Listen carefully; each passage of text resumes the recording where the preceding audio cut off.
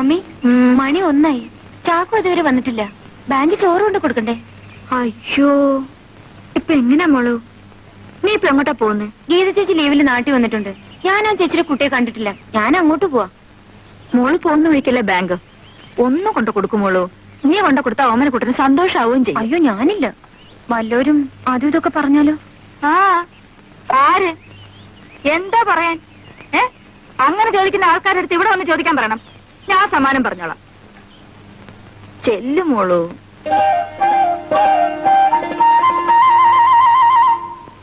അയ്യോ, ബുദ്ധിമുട്ടുണ്ടായിരുന്നല്ലോ. നമസ്കാരം. ബുദ്ധിമുട്ടാണെന്ന് എനിക്ക് തോന്നണ്ടേ? അല്ലെങ്കിൽ എന്റെ മമ്മിക്ക് തോന്നണ്ടേ?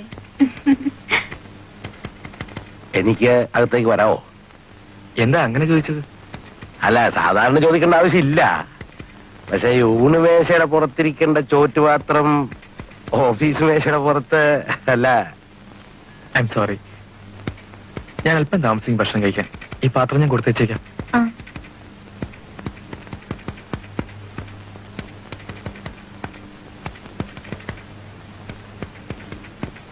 ഇങ്ങനെയുള്ള കാര്യങ്ങളിലൊക്കെ കുറച്ച് ഗോപ്യത ഉണ്ടായ കൊള്ളാം.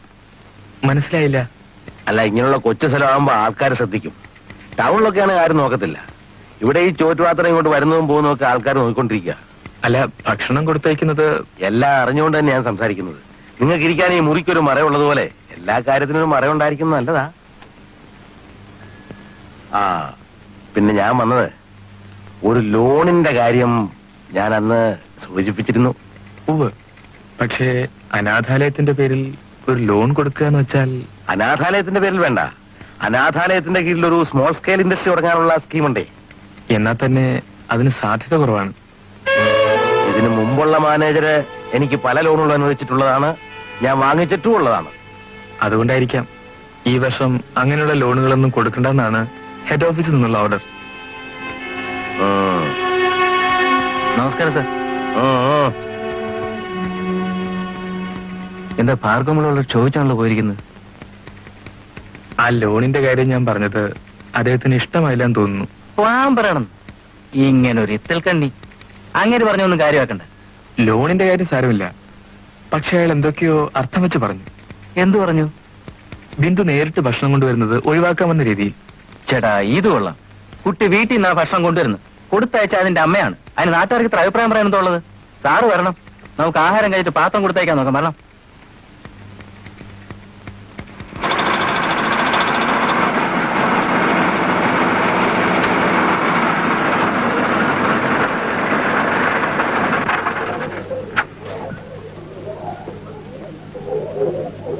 എല്ലാം ഇറങ്ങടാ.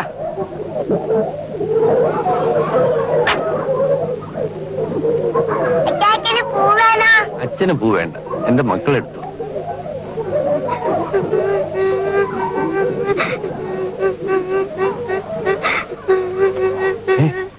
എന്ത് പറ്റി പോയി? എങ്ങനെ മുറിഞ്ഞു? ഒരേം പോന്നുണ്ടല്ലോ.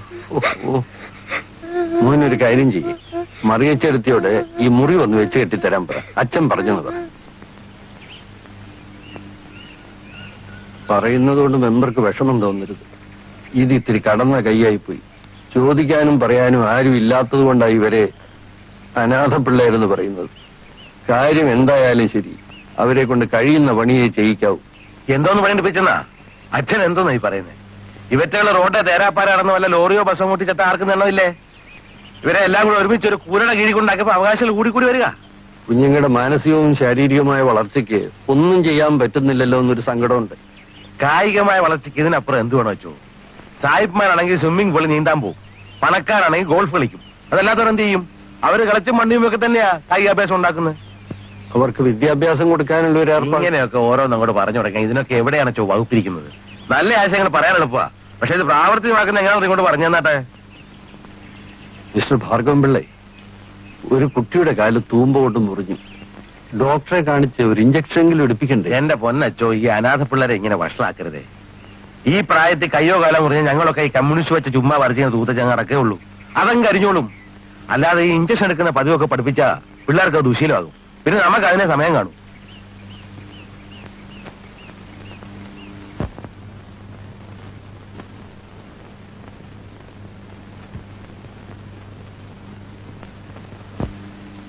അച്ഛമ്മേ, ആ എനിക്കൊരു അബദ്ധം പറ്റി.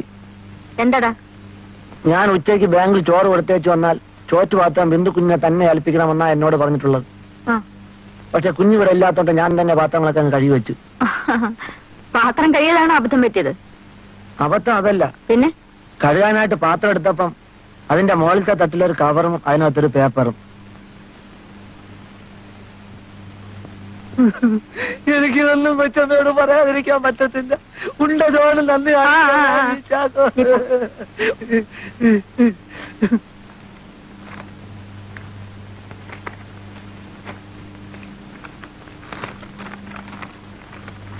എന്റെ അന്നദാതാവായ ബിന്ദുക്കുട്ടിക്ക് വിശക്കുന്നവന്റെ മുമ്പിൽ ദൈവം അപ്പമായിട്ട് അവതരിക്കാറുണ്ടെന്ന് പറയുന്നത് പോലെ നമുക്കിടയിൽ ഈ ടിഫിൻ കാരിയർ ഒരു സന്ദേശവാഹകനായി അവതരിച്ചിരിക്കുകയാണ്.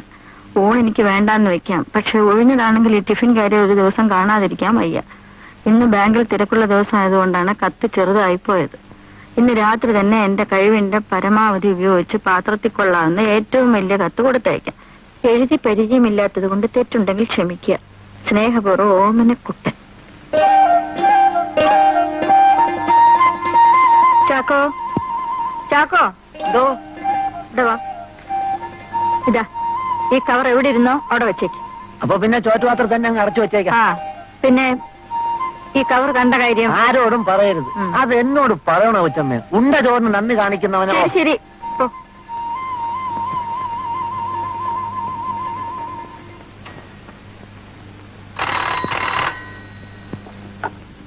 ഹലോ, അതെ. ഇന്ന് പണയം ഓ, എടുക്കുമല്ലോ. എന്റെ കയ്യിലൊരു കാര്യം പണയം വെക്കാനുണ്ട്. കൊടുത്തയക്കട്ടെ? എടുക്കുമെന്നറിയാൻ എന്താണാവോ പണയം വെക്കാനുള്ളത്? ഒരു കൊച്ചു ഹൃദയം. ഹലോ, നാളെ രാവിലെ 10 മണിക്ക്. ഹലോ, ആര് സംസാരിക്കുന്നത്? ഹലോ,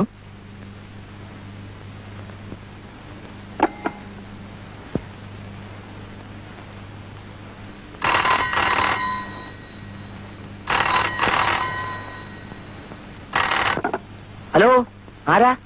ഓമനക്കുട്ടൻ സാറോ? എന്താ സാർ? ഉണ്ട്, കൊടുക്കാം. കുഞ്ഞെ, ഓമനക്കുട്ടൻ സാർ വിളിക്കുന്നു. ഹലോ, ഇപ്പൊ സംസാരിക്കാൻ പറ്റില്ല, അതുകൊണ്ടാ. നല്ല ആളാ.